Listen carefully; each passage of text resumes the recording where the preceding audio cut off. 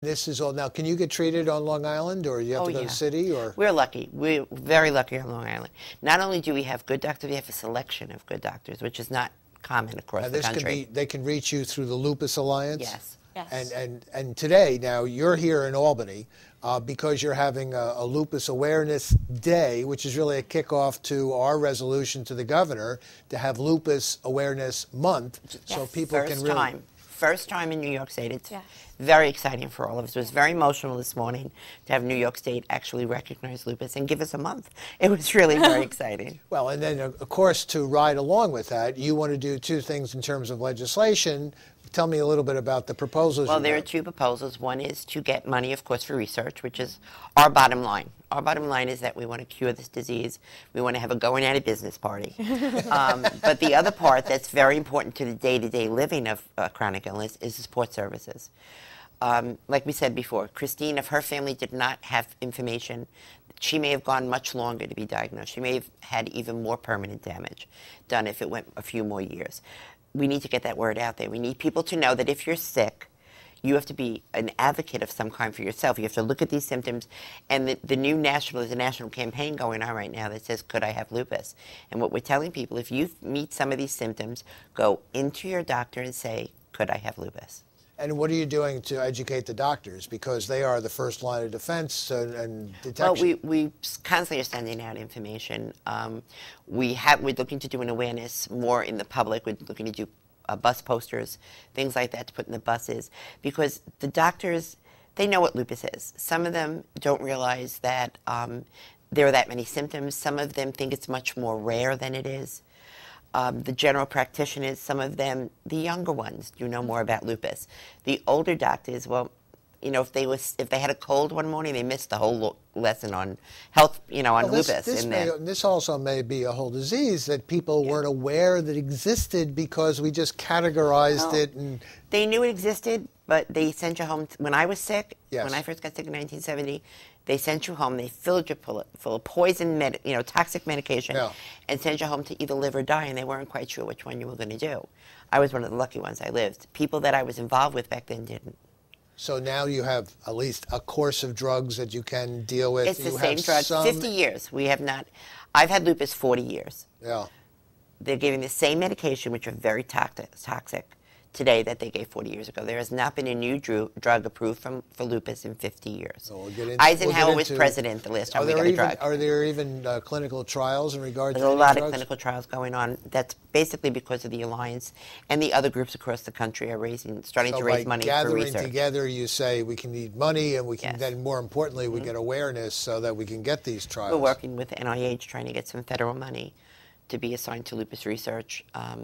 It's time our voices got heard. We're not a few people. It's not an orphan disease, and it's time that we let our voices be heard. We were talking before. I remember when you came up maybe a decade ago. We know it was before 9/11, and it hasn't moved forward since then. And this is, Christine, you were telling me before about how you went through having your child and the type of precautions that had to take place because you have lupus while you were pregnant. I had to go to 4 different OB doctors to even decide if having a child was even a possibility for me. And it was. And in fact, not only did I have to turn to doctors, but I actually had a family meeting with my family and said, I want to have a child, and will you be able to help me? Will you, as grandparents, be involved? And I was hospitalized 4 times throughout the pregnancy.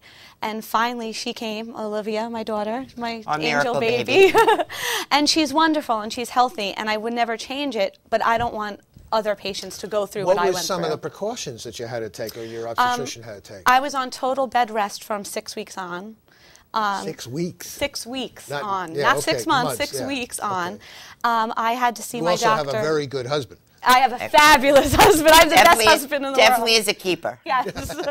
I have an amazing husband. I have an amazing family, and that's the only reason why I was able to have her. And even our in-laws, they came together and said, we're going to have this baby. This wasn't just me or my husband. We all had this child. And even with all her precautions, and Christine's very careful, she knows what she's supposed to do. She got sick a few times very seriously because there was nothing she could do. Sometimes you have no control of lupus. It just happens. I did everything right. everything by the book, and I was still hospitalized 4 times because having a baby was just too much for my lupus body to handle. And they didn't want to do too much intervention because of the child. That was the medications are limited. You know, it's really difficult. I mean, today people can have lupus. Back when I first got sick in 1970, you were told not to have children. They'll help you adopt. They'll do whatever you wanted. I mean, I only have 1 child, but I've had 7 pregnancies. So it was really difficult back then. It's just something I had decided I really wanted to do. Tell me more a little bit about the Alliance. We have about a minute and a half, and you can tell me about some of the Alliance activity. We're a group that we've been on the island for 55 years. Basically, we're a service group. We raise money for research, but most of our services and our money goes to people on the island. We have support groups. We have a program that we're very proud of. We call Let Kids Be Kids, which is partially funded by New York State, which gives us programs for our kids, the kids with lupus, and the kids whose parents or siblings have lupus. It's a disease that affects the whole family, as Christine said. And our kids, as they grew up, we didn't realize how much this affected them. So we have programs that the kids go on a trip with their families, with other kids who either have lupus or have brothers and sisters with lupus or parents with lupus, and we have a fun day.